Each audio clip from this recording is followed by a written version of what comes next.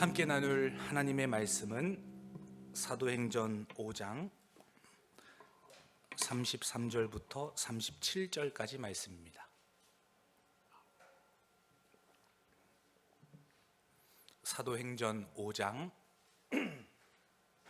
33절부터 37절까지 말씀입니다. 우리 한 절 한 절 교독하겠습니다. 그들이 듣고 크게 노하여 사도들을 없이 하고자 할세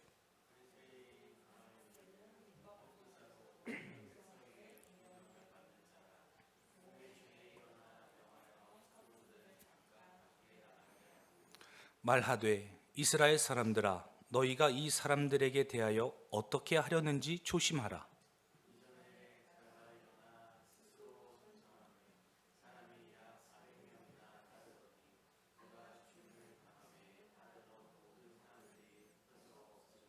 함께 읽습니다. 그 후 호적할 때에 갈릴리의 유다가 일어나 백성을 꿰어 따르게 하다가 그도 망한즉 따르던 모든 사람들이 흩어졌느니라. 아멘. 방해와 위협에도 불구하고 라는 제목으로 말씀을 전하고자 합니다. 교회가 복음을 바르게 전할 때, 진짜 예수 그리스도의 가치와 그 복음의 정수를 전할 때 안과 밖으로 방해를 받습니다. 사단이 그 복음을 가로막기도 하고 또 환경적인 요소로 인하여서 복음이 어려움을 당하기도 하며 또 우리의 내면에서부터 거부감과 또 익숙하지 않는 그러한 도전들과 시험이 다가올 때에 우리가 스스로도 방해하는 것을 보게 되지 않습니까? 복음이 선명하면 선명할수록 안과 밖으로 방해와 위협을 받는다라는 거예요. 세상이 복음을 들을 때는 적대시하기도 합니다. 복음을 듣기 싫어서 귀를 막기도 하고 오히려 손가락질을 하면서 복음이 전해지는 그 현장에서 욕설을 퍼붓기도 하죠. 더 나아가서는 나 스스로도 복음을 막기도 합니다. 성령께서 내 입술을 통해서 일하시고자 하시는데 내가 입을 막고 순종하지 않고 하나님의 복음의 아름다움이 선포되지 못하도록 내 스스로도 복음을 방해하는 그러한 연약함들이 이 땅에서 벌어지고 있다라는 거예요. 복음이 들려질 때 세상은 어느 정도 일정한 패턴과 반응으로 우리에게 보여줍니다. 복음이 들려지면 적대감을 드러내고 분노를 표출하기도 하죠. 그 가운데 하나님의 도우심과 보호 속에서 또 복음 전달자들을 지켜주시고 안전하게 보호하시는 하나님의 그러한 도우심도 있습니다. 그리고 마침내 그리스도의 왕 되신 영광으로 그 세상을 굴복시키시고 그 적대시하던 감정들도 무력화시키시며 진정한 복음으로 그 영혼을 새롭게 하시는 하나님의 우월성, 그분의 전지전능하심이 어느 정도 일정한 패턴으로 이 세상 속에서 드러난다라는 것이요. 세상은 적대감을 품고 방해를 하지만 하나님은 보호 가운데 교회를 지켜주시고 성도들을 인도하시며 마침내 종국에는 주님의 영광을 취하시는 그 하나님의 일하심이 있다라는 겁니다. 그러므로 사랑하는 성도 여러분, 어려운 방해와 위협에도 불구하고 여호와 하나님의 영광이 확장되며 그분의 아름다우심이 드러나는 그 일 가운데 귀하게 수종드시고 또 쓰임 받으시기를 주님의 이름으로 간절히 축원합니다.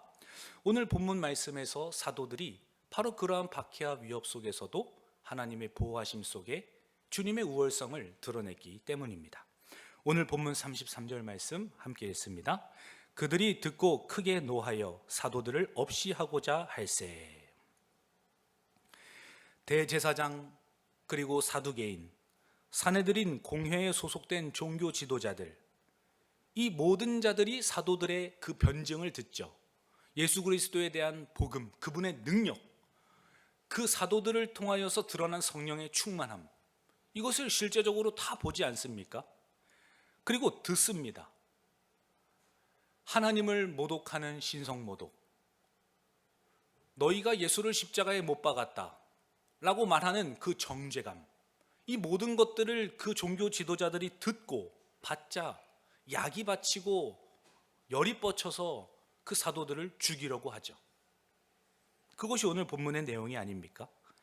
세상은 복음을 들을 때에 노하고 또 죽이기까지 하려고 하는 그런 악함을 드러내는 것을 보게 됩니다. 우리 광문교회도 이제 앞으로 전도와 선교에 대해서 기도하면서 또 나아갈 때에 얼마나 방해와 위협들이 있겠어요.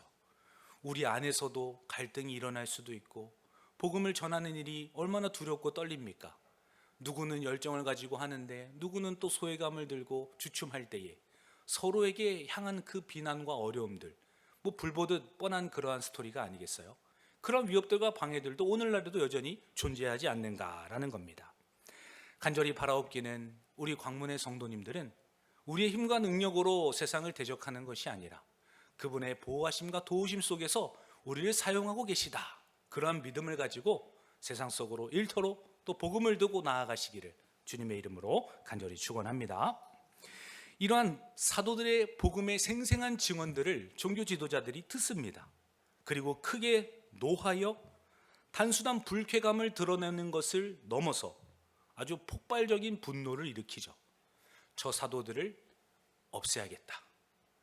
저 입에서 나오는 말들이 더 이상 예루살렘에 퍼지지 못하도록 저들을 해야 되겠다. 그렇게 결정하고 진짜 그렇게 긴박하게 일들이 이루어지는 모습들을 우리에게 보여줍니다. 단순히 법적인 처벌을 여러 번 했지만 계속 감옥에서 풀려나고 새벽에 회심하는 사람들이 나타나고 자꾸만 병자들도 치유를 받고 예수의 부활을 증거하자 많은 사람들이 이제는 바리새인의 율법과 그들의 가르침보다는 사도들에게 오히려 더 마음을 쏟고 있는 이런 현상을 보니까 이제는 도저히 참을 수가 없었던 것 아닙니까? 그 복음이 기득권자들, 종교 지도자들의 권위에 대한 도전을 하였던 것이고 본인의 지금까지 쌓아왔던 의와 명성을 하루아침에 무너뜨린 것이며 본인들이 쌓아왔던 종교의 그 체계를 정면으로 공격하였기 때문에 이제는 너 죽고 나 살자, 너만큼은 내가 반드시 죽이리라, 이를 바득바득하는 상의 사내들인 공회를 우리 가운데 보여줍니다. 얼마나 그때 분위기가 뜨겁고 살이가 가득했는지 그때 당시에 사내들인의 지도자였던 가말리엘이 벌떡 일어나서 그 자리에서 중재하는 것을 보여줍니다. 주님께서도 말씀해 주셨어요. 세상이 너희를 미워하는 건 그 전에 먼저 세상이 나를 미워하였기 때문이다. 너희들이 고난을 받고 핍박을 당하는 것, 그거 지극히 당연한 것이다. 주님께서 이미 가르쳐 주셨죠. 우리 함께 말씀을 찾아보기를 원합니다.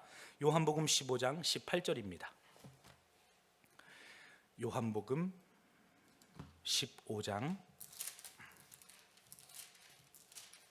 18절입니다.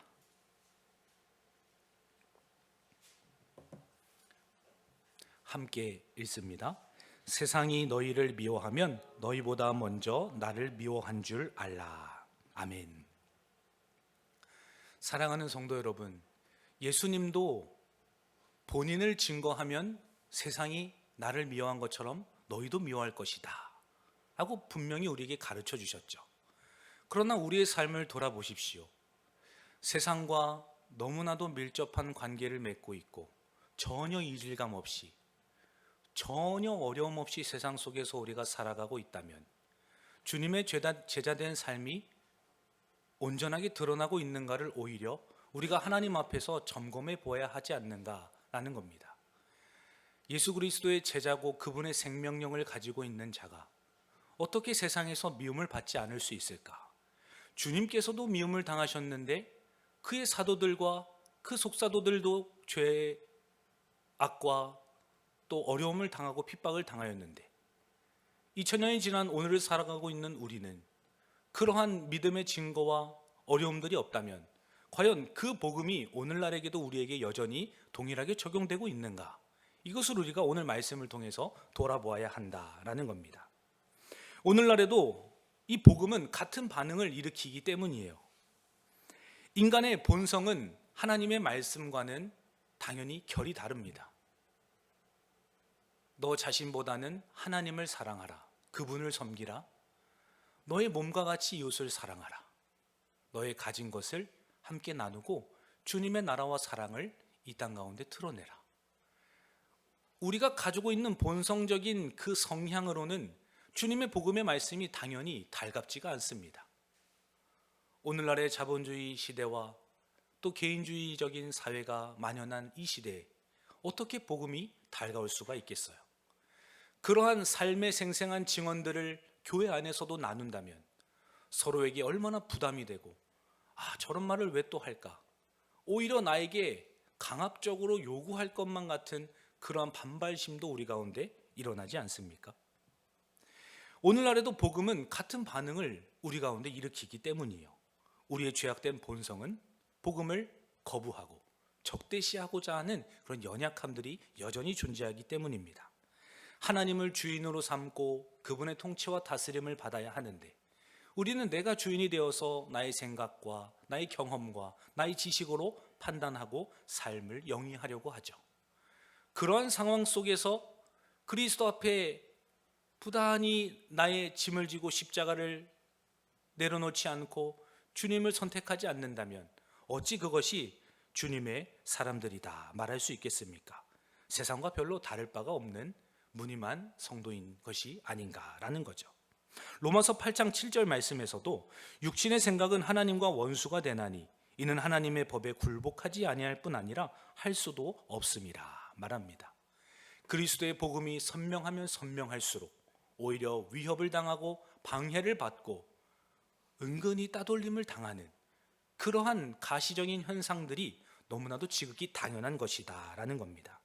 사랑하는 성도 여러분, 내 안에도 복음을 막으려는 그런 연약한 태도가 없습니까? 이렇게 묻고 싶어요. 말씀에 순종하기보다는 그 말씀이 나에게 도전을 할 때 우리는 변명하고 자기 합리화를 주로 하지 않습니까? 하나님의 말씀은 너무나도 분명하죠. 강력합니다.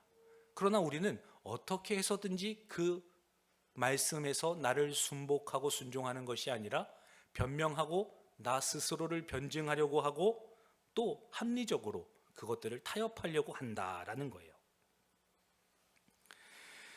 먼저 하나님 말씀에 우리가 순종하는 태도, 그러한 마음의 자세가 필요한 것입니다. 오히려 복음에 대한 저항을 하거나 오히려 방해를 하는 그 행동과 마음의 태도, 그것이 종교 지도자들과 별반 다를 바 없는 오늘날 현실에 적용하는 우리의 모습들이다라는 거예요.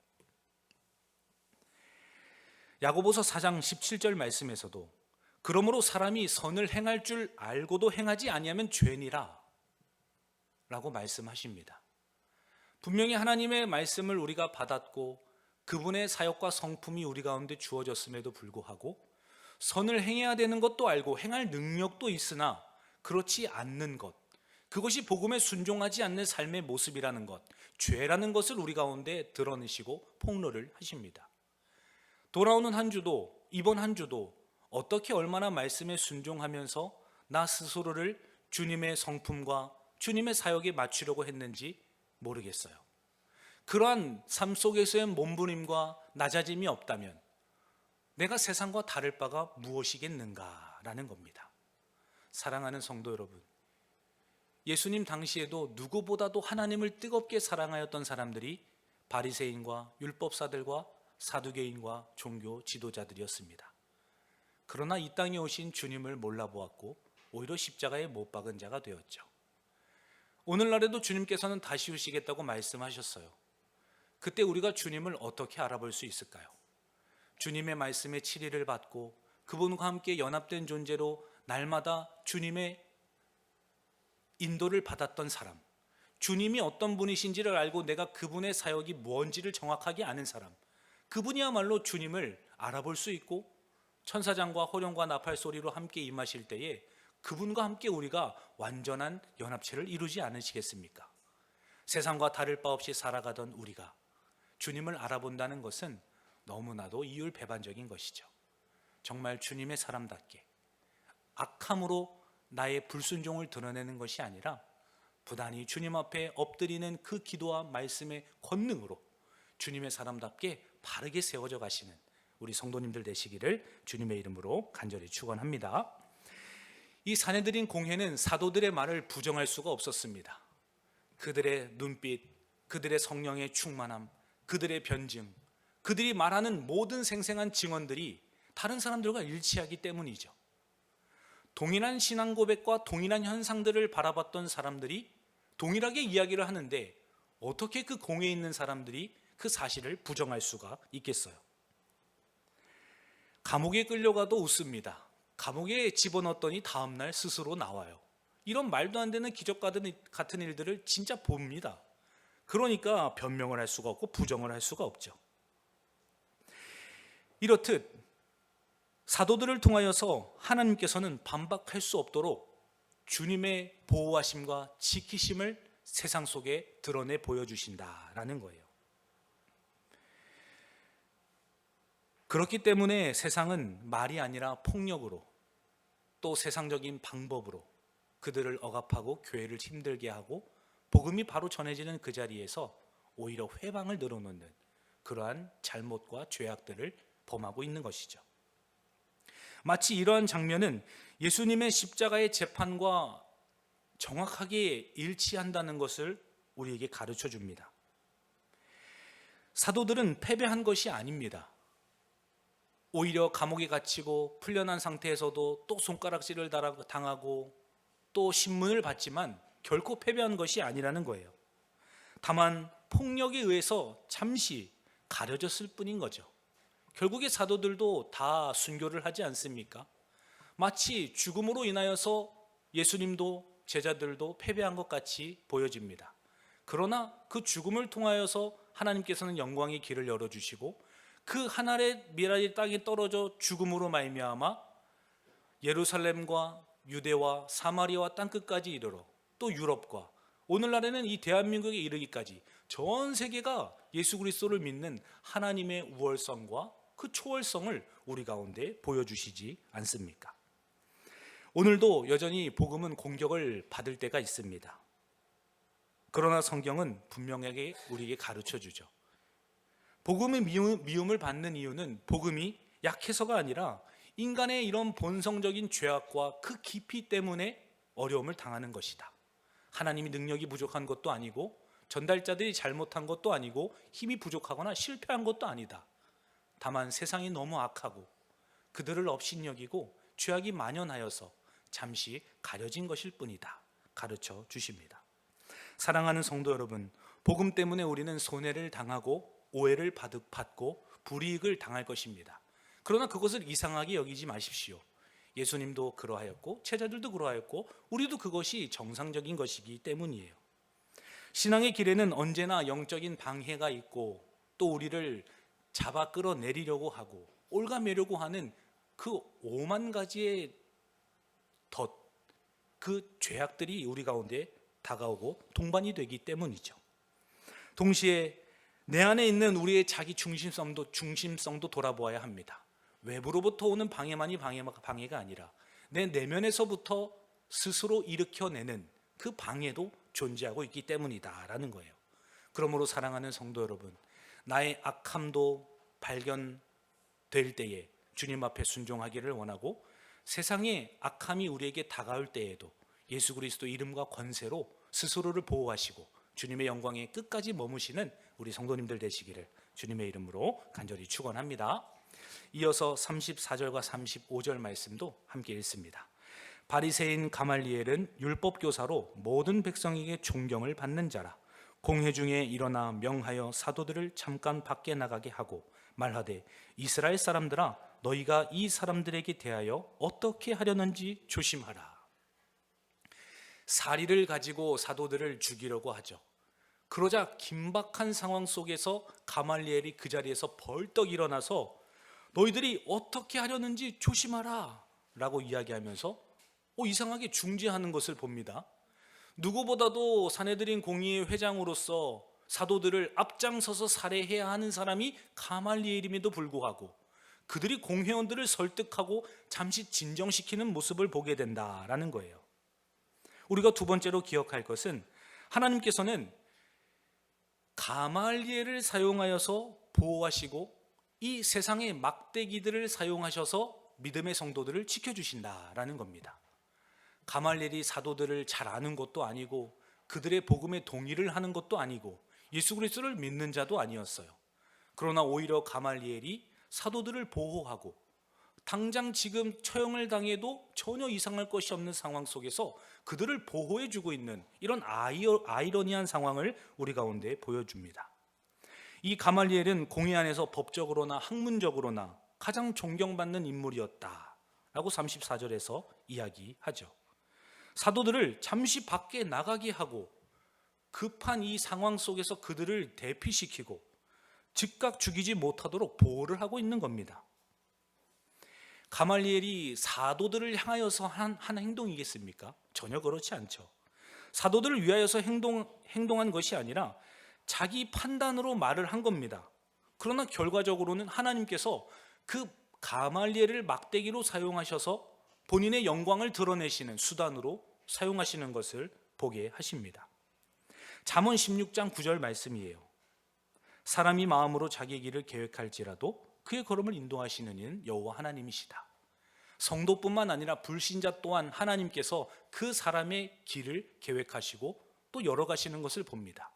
그 사람은 일개 평민일 수도 있고 한 나라의 왕일 수도 있습니다. 잠언 21장 1절이에요.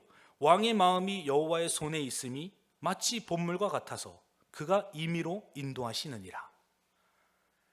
한 나라의 통치자의 마음 또한 하나님의 손 아래에서 이루어지고 있다는 사실을 가르쳐 줍니다. 이 가말리엘 한 사람의 말과 행동과 이 상황을 사용하시는 분, 바로 그분이 하나님이시라는 것을 가르쳐 주시죠. 세상은 악을 행하고 사리를 품고 적대감을 드러내나 하나님께서는 오히려 세상을 통하여서 성도들을 보호하시고 지켜주심을 보여주신다라는 거예요. 사랑하는 성도 여러분, 세상과 환경을, 사람을 무서워하는 것이 아니라 나를 붙들고 계시는 여호와 하나님을 찬송하시기를 주님의 이름으로 간절히 축원합니다. 하나님은 믿음 없는 자도 사용을 하십니다.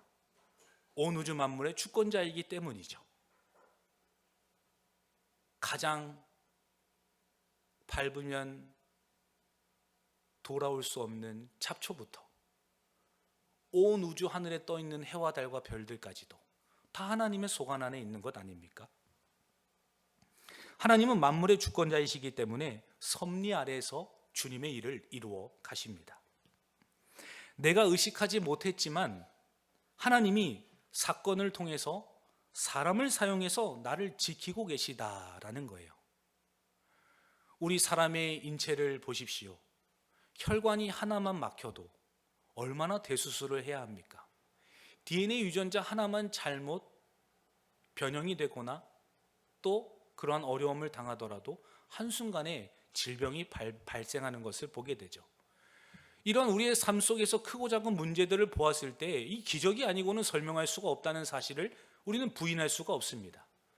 그러한 작은 것부터 큰 일에 이르기까지 하나님께서도 우리를 지켜주고 계시고 보호하고 있다는 그 사실을 우리가 믿어야지 세상이 이것을 믿겠습니까?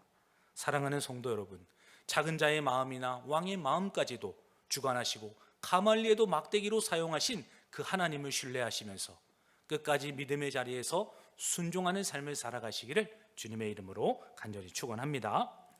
이 사도들의 죽고 사는 문제가 가말리엘의 말 한마디에 달려있는 것 같아요. 이들을 처형해라, 아니면 이들을 살려내라. 그 가말리엘의 말 한마디에 달려있는 것 같이 현상은 보입니다.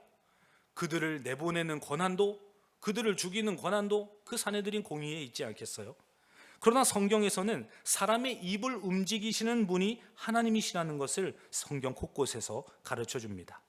이 가말리엘은 복음 때문에 말한 것이 아니라 본인의 신중함으로, 혹여라도 많은 군중들이 사도들을 이 순간에 죽인다면 반역을 일으키고 본인들의 입지가 더 작아질 거라는 그러한 정치적인 판단, 그런 어려움 속에서 이러한 일들을 했던 것이죠. 그러나 하나님은 그런 인간적인 계산 위에서 주님의 사도들을 보호하시고 교회를 세워가시며 주님의 뜻을 이루어 주셨다는 것을 깨닫게 하십니다. 예수님도 동일합니다. 빌라도는 정치적인 판단으로 예수님을 유대인들에게 넘겨주죠. 그러나 하나님은 그러한 정치적인 판단을 사용하셔서 온 인류의 구원의 길을 열어가십니다. 감히 상상할 수도 없고 우리는 측량할 수도 없는 그 주님의 지혜가 하나님의 방법으로 드러난 것입니다. 하나님 때로 믿음 없는 사람도 사용하시고 불리한 결정들도 하나님께서는 선한 열매로 드러나게 하세요. 이러한 세상적인 제도와 권력까지도 하나님께서는 사용하셔서 우리를 보호하시고 교회를 세워가시며 이 땅에도 주님의 나라가 확장되도록 섭리하고 계시다라는 겁니다. 오늘날 우리 대한민국을 보면 너무나 살기가 어렵다는 것을 서로 알지 않습니까? 환율과 물가는 치솟아 오르고 있고 일자리는 줄어들고 또 기술의 발달로 인하여서 사람이 설 자리가 점점 줄어들고 있는 이때에 이 나라가 이렇게 가면 어떻게 되려나 얼마나 노심초사하는 마음으로 우리가 걱정하고 있습니까? 그러한 상황일지라도 하나님께서 주권자가 되셔서 섭리하고 계시다는 사실을 기억하시면서 오늘 하루 우리에게 주어진 삶을 하나님 앞에서 충실되이 살아갈 때에 우리를 보호하시고 지키시며 사용하시는 하나님을 깨닫게 하실 줄 믿습니다. 그러한 믿음과 그러한 선함으로 주님을 높이시기를 이 시간 기도하시기를 주님의 이름으로 간절히 축원합니다. 마지막으로 왜 우리가 그렇게 해야 합니까? 악함 속에서도 견디고 그 가운데에서도 우리를 보호하시는 하나님만을 바라보면서 왜 그렇게 믿음의 신앙의 정조를 지켜야 하느냐라는 겁니다. 주님은 드다와도 다르고 갈릴리의 유다와도 달라서 초월자이시고 우월한 분이심을 우리 가운데 오늘 본문에서 드러내 보여주십니다. 우리 36절과 37절도 마지막으로 읽습니다. 이전에 드다가 일어나 스스로 선전하며 사람이 약 400명이나 따르더니 그가 죽임을 당함에 따르던 모든 사람들이 흩어져 없어졌고 그 후 호적할 때에 갈릴리의 유다가 일어나 백성을 꿰어 따르게 하다가 그도 망한즉 따르던 모든 사람들이 흩어졌느니라. 아멘. 이 주님의 우월함은 사람과는 다르시죠. 주님의 이 초월성은 그때 당시에 유명했던 드다도 또 온 정치적인 상황 가운데서 이스라엘 백성들을 반란을 주도했던 이 갈릴리 유다도 예수님과는 전혀 비교될 수 없는 분임을 성경에서는 가르쳐 줍니다. 드다는 스스로를 높이며 선지자 역할을 하고 미혹한 자였다 라고 이야기하고 갈릴리 유다는 반란을 일으킨 정치적 지도자였다 그렇게 가르쳐 줍니다. 그들은 스스로를 중심에 두었던 자들이고 따르던 무리가 있었습니다. 예수님처럼 동일해 보이죠. 마치 가말리엘이 그 공회원들을 설득할 때에도 하나님으로보다 나지 않았다면 드다와 갈릴리 유다처럼 동일한 결말을 맞게 될 것이다. 그러면서 공회원들을 설득하는 장면을 이어서 하반절에서 보게 되기 때문이죠. 그러나 예수님의 경우는 전혀 다른 겁니다. 똑같이 죽었을지는 모르겠지만 죽으시고 제자들이 흩어진 것도 같을지 모르겠으나 오히려 그 흩어짐을 통하여서 주님의 영광과 복음이 더 선명해지고 확장되고 오히려 세계적인 선교로 이어진 사실을 우리 가운데 가르쳐 주십니다. 세상적인 어떤 사람과도 동일하지 않았던 그분의 우월함, 그분의 초월성, 그분의 주권적인 왕되심, 그것을 우리가 생각하면서 방해와 위협과 악함 속에서도 우리를 보호하신 하나님을 끝까지 신뢰해야 한다라는 겁니다. 오늘 이 시간 기도할 때에 우리를 가정으로, 일터로, 교회로 또 복음의 전달자로 우리를 세워주셨다는 사실을 기억하시면서 그 사명을 잘 감당할 수 있도록 기도하시고 또한 연약한 우리의 삶을 하나님 앞에 고백하시면서 진짜 아무와도 비교할 수 없는 왕 되신 주님만을 높이시는 이 시간 되기를 주님의 이름으로 간절히 축원합니다. 하나님 아버지 감사합니다. 복음을 전할 때 안과 밖으로 방해가 너무 많음을 고백합니다. 우리의 연약한 믿음도 문제고 우리를 넘어뜨리려고 하고 온 사단도 문제고 환경도 여의치가 않습니다. 하나님 그럼에도 불구하고 우리가 끝까지 믿음의 승리의 걸음을 걸어가야 하는 이유는 무엇입니까? 주님께서는 주님의 뜻 가운데 우리를 보호하시고 사용하시기 때문임을 믿습니다. 사람을 바라보거나 환경을 바라보는 것이 아니라 온 우주 만물의 주관자이신 여호와 하나님을 바라보면서 주님의 왕되심의 통치와 다스림을 받는 우리 광문교회가 되게 하여 주옵소서. 감사드리며 예수님의 이름으로 기도합니다. 아멘.